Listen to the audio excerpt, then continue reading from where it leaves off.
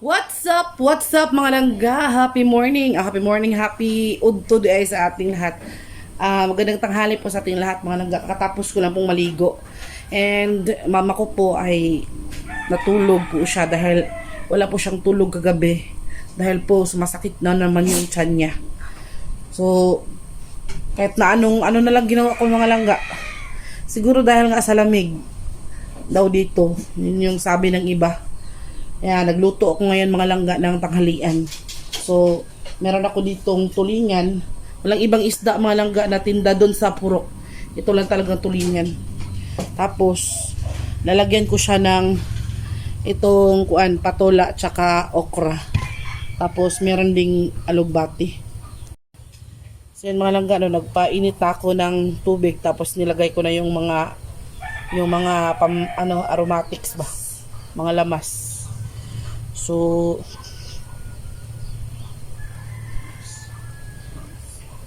ilagay na natin ang mga isda, mga langga.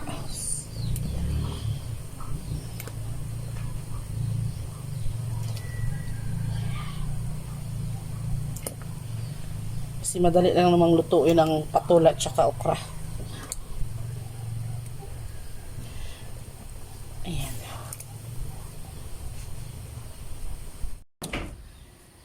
So yun nga mga langga, natulog po si mama ngayon, nasa kwarto po. Hinayaan ko na lang muna kasi po hindi daw siya nakatulog kagabi dahil masama daw talaga yung tiyan niya. Hindi naman siya ingon nga babalik-balik siya sa CR mga langga, pero ano lang talaga daw yung kanyang tiyan ba ay para bitong puno ng hangin, nagdaguok ba kung sa Bisaya pa, parang nagrambol yung tiyan niya ba.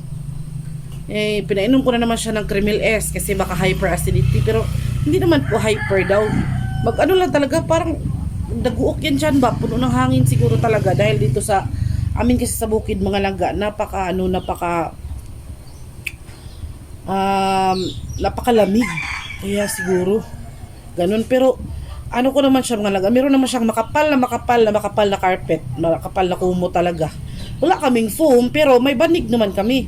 Tapos, yung kumot niya ay napakakapal. Pinili ko talaga yung kumot na yun para sa kanya dahil nga dito sa bukid ay napakalamig. Pero ganun pa rin, masakit pa rin yung tiyan niya. Kagabi naman, wala naman kami ibang ulam. Nag-utan lang ako kagabi mga langga. Sinabawang gulay pa rin. Tapos nilagyan ko ng konting ground pork, yun lang. Tapos sinabaw ko, maraming sabaw. Wala namang pero siguro nga daw, ang sabi ng mga taga dito, baka daw dahil sa lamig ng panahon. And si Muna mga langga, kasama ko si Muna. Hi! So, ayun, hinayaan ko na lang si mama, pero nagluto ako ng tanghalian namin, yun nga. Nagtinola ako na tilagyan ko ng yung paborito niya na na sikwa ba? O sige na sikwa dahil? Patola. Tapos maraming okra. Tapos yun, lagyan ko ng, gusto ko sana malunggay kaso lang walang malunggay. Wala din nagtitinda sa tabo. Hindi kami nagtabo mga langga. Binili lang namin sa tabo, isda lang. So ayun, malunggay sana kaso lang walang malunggay. Kaya yung tanim namin na alugbati, yun na lang yung ilalagay ko para makahigop siya ng mainit na sabaw. So, ayun, marami nang nagsasabi or marami nang nagpapayo na gawan ko daw ng ginger tea. Kaya, ayun, every 2 times a day kung pinapainom ng ginger tea si mama at si papa. Pati nga din si papa, pinainom ko na ng ginger tea. Tapos yung kape naman niya, kanang sinangag bugas, tapos na may luya. Sinangag bugas na may luya, may ginger pa rin. So, walang kinain sila na may preservatives, wala. Tapos yung ulam namin lagi namang wala namang kaming karne, laging gulay, isda, yun lang naman yung lagi naming ulam. Siguro nga makalaga dahil sa panahon. Kaya yun, tingnan natin yung yung aking niluluto na tinola. So nilagay ko na yung isda dito kanina. Timplahan na lang natin. Ingay ni Sphinx.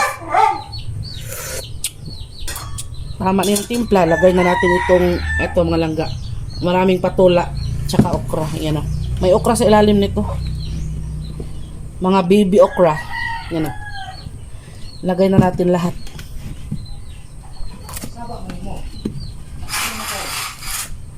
So, hindi kami nakatabo ngayon mga langga. Yung binili lang sa tabo ay isda lang talaga. Para makatinola ako ngayon. Binilisan ko na rin ng pagluluto para makakain na si mama at si papa. Kasi si papa ay meron ding meeting sa senior. Si Insik, nandito na si Insik. Oh. Galing yan sa tabo ng leksyon sa kanyang mga ginsakupan. Tapos, pag malapit nang maluto, ilagay natin itong spinach, mga langga. Alugbati. Alugbati yung ano ko nilagay kasi walang butang hirap pa lang. Walang malunggay. Kaya, sa mga nagpapayo ng mga dapat kong gawin, sa Ma'am Rita, shout out pala kay Inday Joy. So, sila Ma'am Rita, nagpapayo na ginger tea. So, ginawa ko naman yun. So, sama lang. Kuhaan ka ng luya, para ni mama. Para daw di masakit ang tiyan lagi. Mawa ang sakit sa tiyan. So, nalungkot talaga ako mga langga. Kay nandito na nga si mama sa akin tapos nagkasakit pa. Ay, nalungkot ako. Tapos, sinipon din siya. Meron din siyang sipon. Dahil siguro talaga sa lamig. Alam niyo mga langga, grabe yung lamig dito sa amin. Grabe talaga, para kang naka-aircon sa gabi. Pero, kahit sa adlaw, kahit sa araw mga langga, ang lamig pa rin ng tanghali kahit hindi ka naka-electric fan. Para kang nag-electric fan talaga. Kaya nga siguro nanibago si mama dahil alam niyo naman doon sa amin sa isla mga langga. Mainit doon sa amin. Nasanay na nga lang kami kaya nga yung mga tao doon ay maiitim. Dahil malapit din sa dagat kaya medyo mainit. Pero siguro dahil nanibago nga siya mga langga. Dahil dito sa amin sa bukid, grabe talaga, mangamig ka. Kaya mag ginger tea sila sa umaga, tapos mag ginger tea din sa gabi bago matulog para masarap yung tulog nila ni Papa. Supposed to be kaming lahat mag ginger tea na nga, pati si Muna, ako, si Insik, para okay yung tulog. So pag luto nito mga langga, aayain ko na mananghalian na kami. Kaya nakakaawa talaga, naawa ko kay mama. Kaya hindi talaga siya makatulog ng maayos. Hindi naman siya laging pupunta sa CR. Hindi naman daw siya napupoops lagi.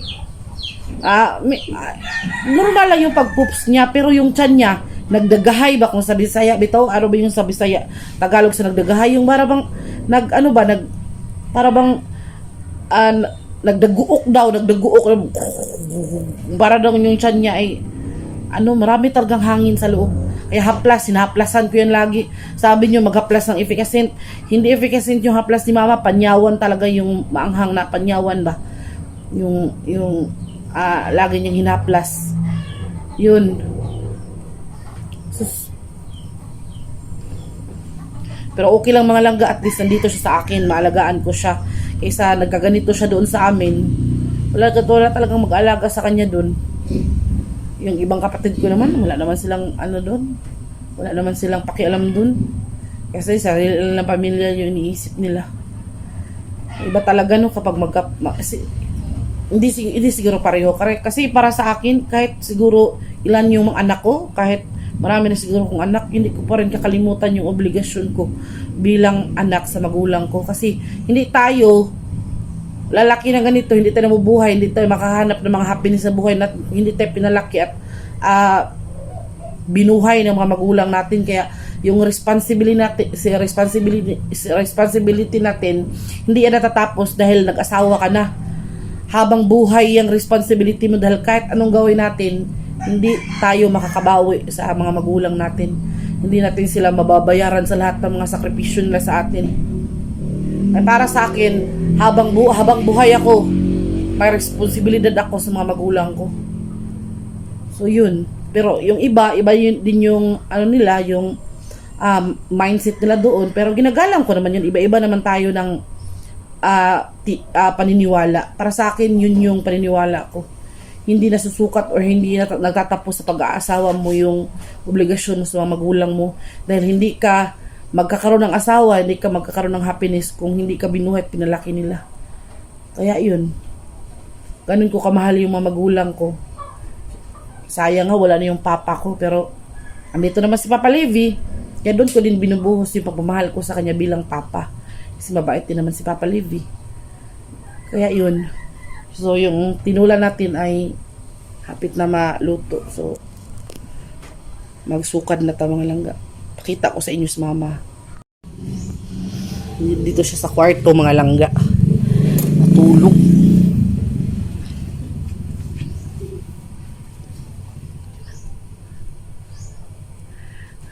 Tulog yan.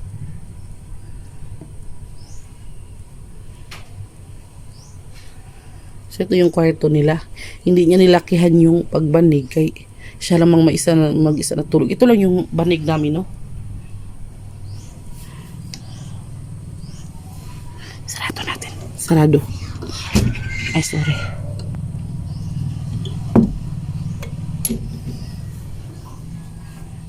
Muna, oh. Hi, uy, hi. Kay gapa mo ka, gutom. Pama, niod to niya ta. Si Papa dear.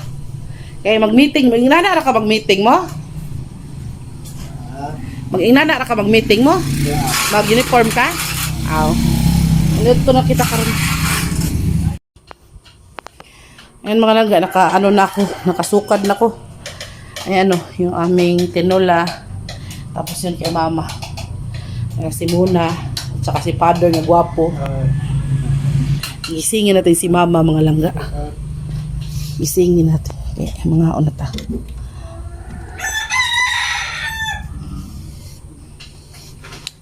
Mama. Ma.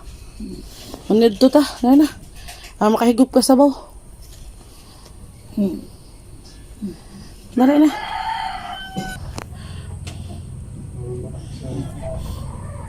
Ingat ka na lang kay.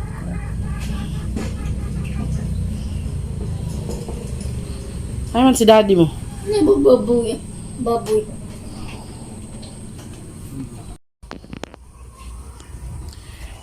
Ito din yung ulam namin kagabi mga langga. Yan ba? Kunti na nga lang yan pero initin ko yan kasi sayang man. Okay pa naman siya. Pero hindi natin papakainin si mama nito. Kung sino lang gustong kumain nito. Sayang kasi may ano ba, may ground pork ba? Maliliit na pork. Malakas pa naman kumain si Muna nito. Yan, may mga gulay, lahat ng gulay yan. Meron yung okra, may kalabasa, may talong, may gabi, tapos nilagyan ko ng konting repolyo. Yan, para may dahon-dahon ba. So, papainitin lang natin yan. Kapag mainit yan mga langga ay ano kanang pwede na yung kainin. Hindi naman siya madaling mapanis kay ilagay mo natin yan sa ref pagka kagabi. Naka-plaster dito itong inahan.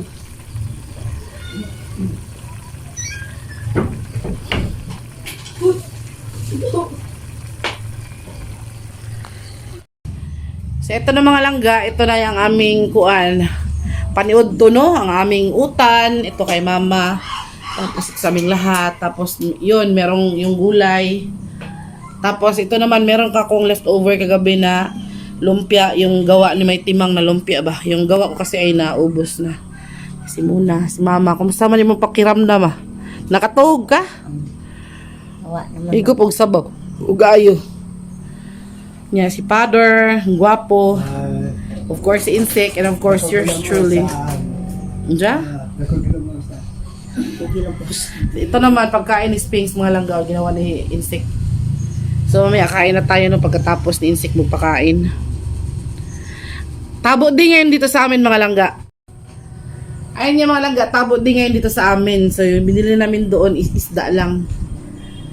So, meeting din nila Papa ngayon, kaya maya-maya aalis din si Papa. Kaya mga langga, hindi ko na lang i-video yung buong pagkain namin ha, para makakain din ng maayos si Mama. And of course, para madali din kumain si Papa, kaya mag-meeting pa man sila. So, So kapag mag-video kasi kami, magpa-cute mo kami kumain. Kaya aron ni ingno niya gagmay kaon. Kung may video hindi ka makakaon og ayos ba.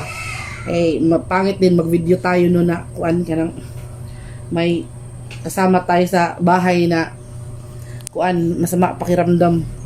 So ayun, thank you so much sa inyong mga payo, mga langga na kuan ka lang sa mga angay buhaton bahin sa tambal ni mama. Don't worry kay medyo okay na si mama. Sana tuloy-tuloy na yung pagaling.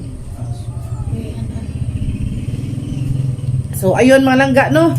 So kakain na kami and see you on next video lang mga langga. Kay sa sunod na lang namin kayo isasama sa pagkain. Ngayon kakain muna kami mga langga para mabusog din yung mga kasama natin sa buhay. So ayun, thank you ulit. Maraming salamat sa panonood. Babay nga po na. Sige. Bye-bye mga langga. Kain muna kami, kain. Mga unta mga langga, paghukad na mo niya. Imagine na lang ka nagdungan tanin nyo. So thank you and have a good Wednesday mga langga.